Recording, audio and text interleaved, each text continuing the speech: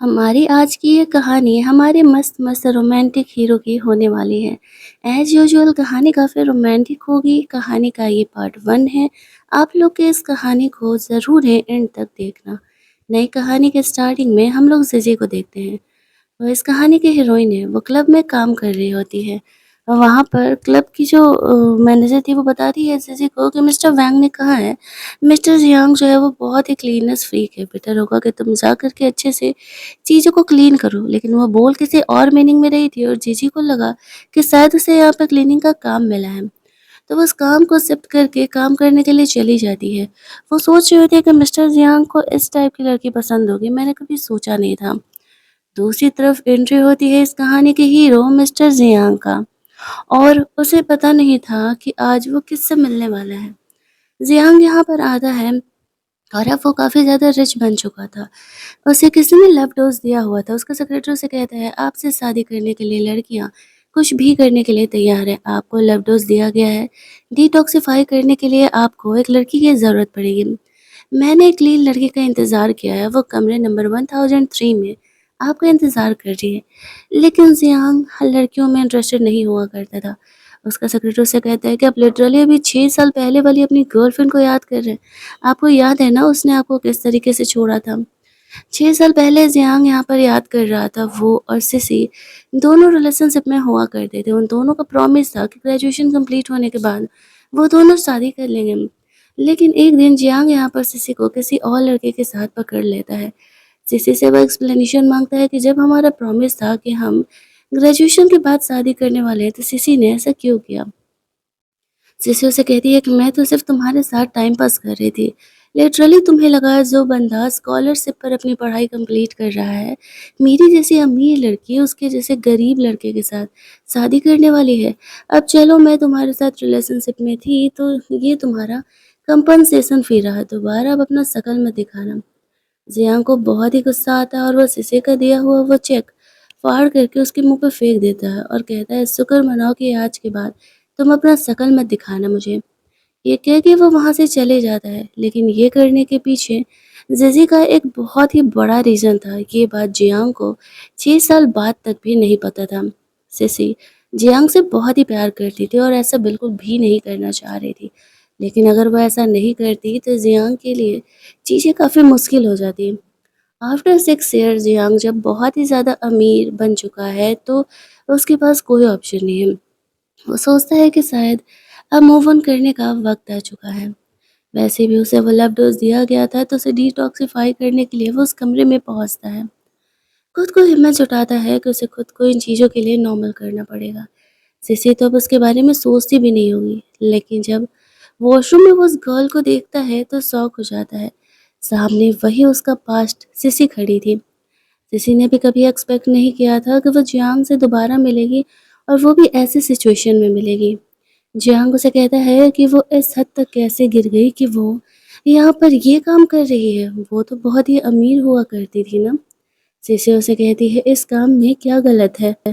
Jiang को लग रहा था कि सिसी यहाँ पर उसे डिटॉक्सिफाई करने के लिए आई है, लेकिन सिसी तो यहाँ पर सिर्फ क्लीनिंग का जॉब लेकर के आई हुई थी। वो सिसी पर गुस्सा होकर उसे किस करने लगता है, ये पूछते हुए कि वो यहाँ क्या कर रही है। सिसी उसे कहती है कि तुम क्या सोच रहे हो, मैं यहाँ पर क्लीनिंग करने के लिए आई हूँ।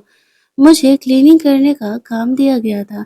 जियांग को उसकी बातों पर भरोसा नहीं हो रहा और कहता है, इतना ड्रामा क्यों कर रही हो? तुम्हें पता नहीं है तुम्हें मेरे कमरे में क्यों भेजा गया है? सिसी कहती है कि नहीं, और वैसे भी अगर मुझे पता होता कि इस कमरे में तुम हो तो मैं कभी भी इस कमरे में आती ही नहीं। जियांग से कहता है कि क्या तुम मुझसे इतना नफरत करती हो कि तुम मुझे देखना भी नहीं चाहती?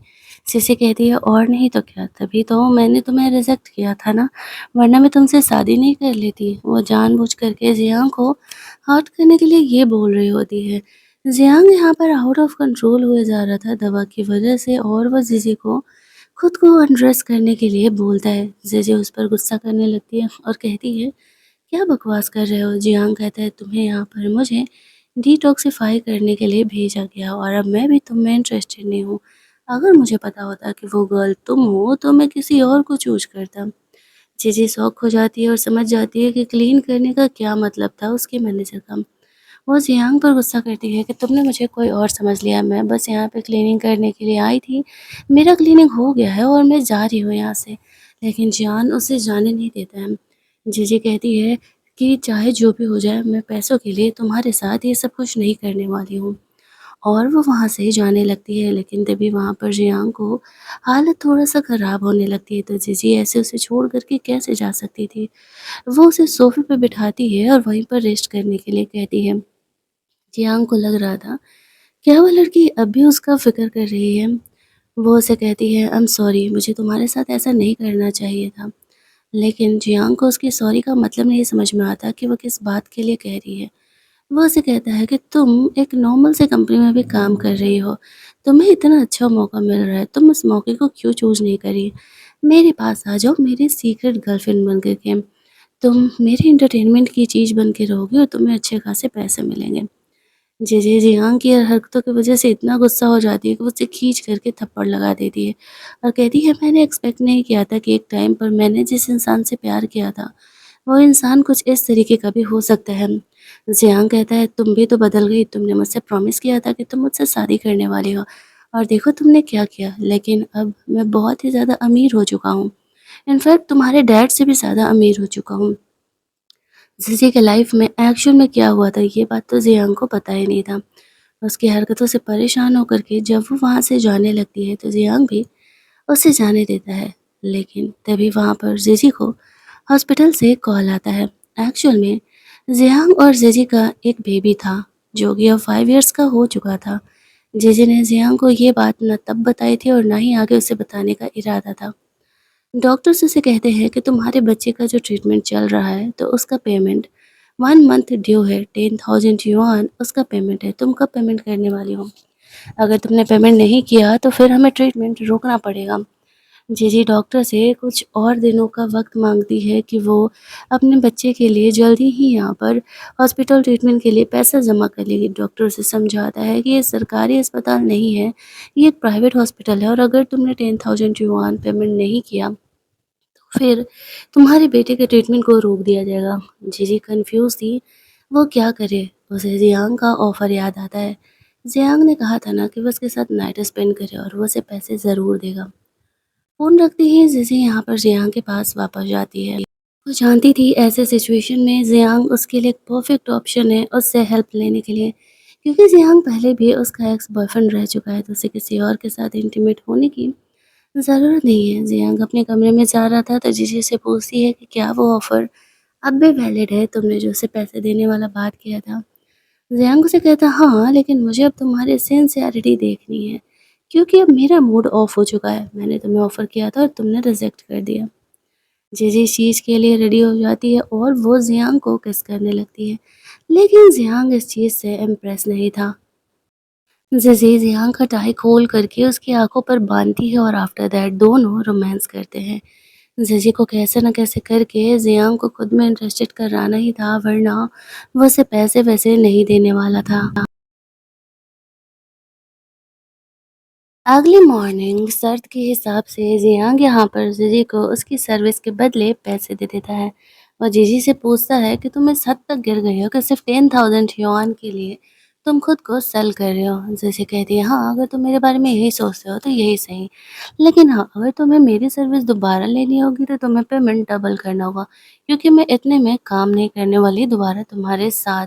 और अगर मुझे पता होता कि वो तुम हो तो मैं तुमसे ज़्यादा चार्ज करती। वो ये चीज़ जियांग को खुद से दूर रखने के लिए कर रही होती है, जो कि उसने 6 साल पहले किया था। जियांग को जीजे को इन बातों से बहुत गुस्सा आने लगता है। वो कहता है, क्या वो पैसों के लिए किसी के साथ भी ये करने के लिए तैयार है? जीजी उसे कहती है, तुम्हें क्या लगता है, मेरे जैसे लोगों के लिए पैसे बहुत मैटर करते हैं? ऐसा कह के वो वहाँ से चली जाती है। ज़ियान गुस्से में आकर के शीशे का ग्लास तोड़ देता है। उसे समझ नहीं आता कि क्या सच में जीजी ही वो लड़की थी जिससे कि उसने प्यार किया था? क्या वो सच में इतनी बुरी थी? वो ही उसे नहीं पहचान पाया, या फिर कुछ ऐसा है जो कि जीजी छुपा रही है? और अब आफ्टर 6 ईयर्स जब जीजी उसे मिली है, तो वो उसे इतनी आसानी से जाने नहीं देने वाला। जीजी की कहानी फ्लैशबैक में हम लोग देखते हैं कि 6 ईयर्स बिफोर उसके डैड ने खुद को हर्ट कर लिया था बिज़नेस में कुछ प्रॉब्लम की वजह से। अचानक से अमीर से गरीब हो गई थी जीजी। उसे लगा था कि जीजी की लाइफ़ में जो पंगे हैं, अगर यहाँ पर वो जियांग के साथ रही तो वो भी उसके साथ सफ़र करेगा। जीजी को अपने डैड के मौत का पता लगाना था और खुद की लाइफ़ को भी सुधारना था, सँवारना था। वो जानती थी आगे बहुत पंगे होने वाले हैं। इसी वजह से वो उसने जियांग से ब्रेकअप कर लिया था और ये सच्चाई जियांग को पता ही नहीं था। जीजी जब जा रही होती है तो जियांग अपने सेक्रेटरी के साथ उसे फ़ॉलो कर रहा था। उसका सेक्रेटरी उसे कहता है, "इस लड़की ने तुमसे ब्रेकअप करके तुम्हें छोड़ दिया था और तुम उसके पास वापस जा रहे हो। ये थोड़ा अजीब नहीं है?" लेकिन जियांग जानता था कुछ तो गड़बड़ है। दैट्स व्हाई वो जीजी को फ़ॉलो अप कर रहा होता है। वो देखता है कि जीजी बस से जा रही है। फ्लैशबैक में वो याद करता है कि जब वो और जीजी रिलेशनशिप में हुआ करते थे, जियांग के पास उतने पैसे नहीं थे तो वो बस से ही ट्रैवल करता था। जीजी को वो अपने साथ बस में चलने के लिए कहता था तो वो कहती है कि बस में मुझे ट्रैवल करना पसंद नहीं है, मेरा ड्राइवर आ रहा है, चलो ड्राइवर के साथ चलते हैं। अब ये देख कर के जियांग सोच रहा होता है कि जीजी को हो क्या गया है? जब वो बस से ट्रैवल नहीं करना चाहती थी और वो इतनी अमीर है तो फिर वो बस से ट्रैवल क्यों कर रही है? उसे तब तक यही लग रहा था कि जीजी के डैड ज़िंदा हैं और उनकी ज़िंदगी अमीरों की है, लेकिन जीजी को बस से ट्रैवल करते हुए देख कर के उसे डाउट होने लगता है कि कुछ न कुछ तो गड़बड़ ज़रूर हुआ है, वरना जीजी इस तरीके से ना तो कभी खुद को सेल करती और ना ही यहाँ पर वो बस से ट्रैवल करने वाली थी। जब बस की खिड़की से जीजी जियांग को देखने वाली थी तो वो अपनी कार को आगे बढ़ा लेता है। उसका सेक्रेटरी उसे कहता है कि अब तुम इतने अमीर हो गए हो, तुम्हें कोई भी लड़की मिल जाएगी, फिर भी तुम जीजी के ही पीछे पड़े हुए हो। जियांग कहता है, मुझे कुछ सवालों के जवाब चाहिए और जब वो मिल जाएँगे, मैं उससे अलग हो जाऊँगा। दूसरी तरफ हम लोग हॉस्पिटल में जीजी को देखते हैं। डॉक्टर्स उसे बताते हैं कि फ़िलहाल का पेमेंट तो हो चुका है, लेकिन ऐसा नहीं चल पाएगा। मजबूरी में हमें इस तरीके से जो है कुछ ना कुछ तो करना पड़ेगा। अगर तुम रेगुलरली पेमेंट नहीं कर पाई तो हम तुम्हारे बेटे को हॉस्पिटल से निकाल देंगे, हमारी मजबूरी है।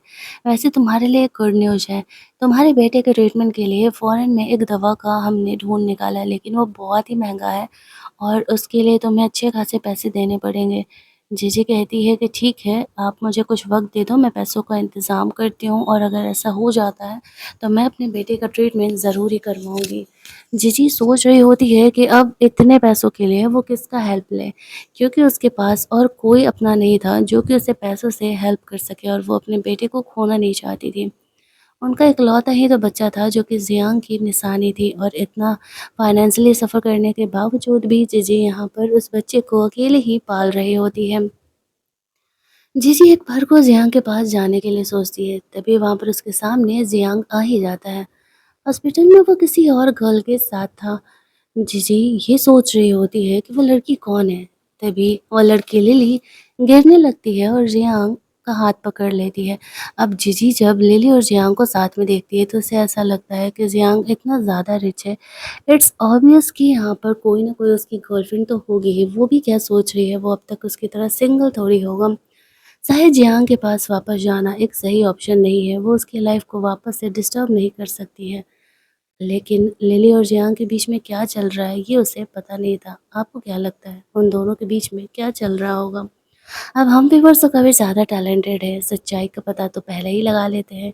आगे कहानी में क्या होने वाला है? सीन यहाँ से शिफ्ट होता है जहाँ सीन यहाँ से शिफ्ट होता है जहाँ पर कि हम लोग सीसी के बेबी बॉय को देखते हैं। एक बच्चा उसे हॉस्पिटल के प्लेग्राउंड में टीज़ कर रहा होता है तो वो उससे अच्छा खासा सबक सिखाता है।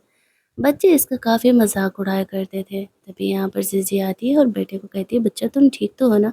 वो कहता है, "यस मॉम, लेकिन एक बात बताओ, ये लोग मुझे ये क्यों कह के चिढ़ाते हैं कि मैं एक वाइल्ड चाइल्ड हूँ और मेरे डैड नहीं है?" जीजी उसे समझाती है, "बच्चा आपका डैड है, बस आपके मॉम और डैड दोनों साथ नहीं रहते हैं।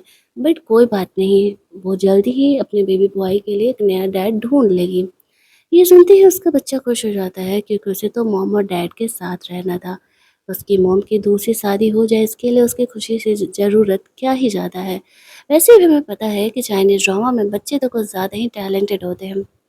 जिसी के मन में एक बार को ख़्याल आता है कि वो जियांग को जाकर के सच्चाई बता दे कि एक्चुअल में ये बेबी उसका है, क्योंकि इस बच्चे को ट्रीटमेंट की सख्त ज़रूरत है और जीजी के पास पैसा कमाने का कोई ऑप्शन नहीं है।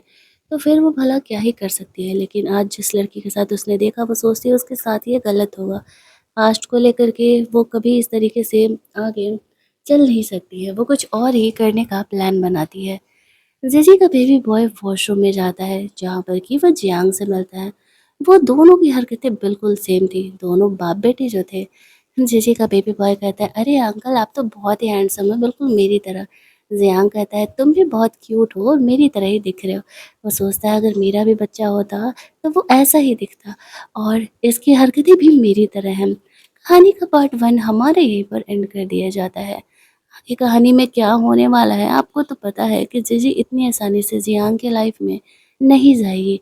जानने के लिए स्टे ट्यून, जल्दी से मैं इस कहानी का सेकंड पार्ट जैसे ही मुझे मिलता है मैं आप लोगों के लिए बना के लेकर के आती हूँ। तब तक के लिए कीप वॉचिंग।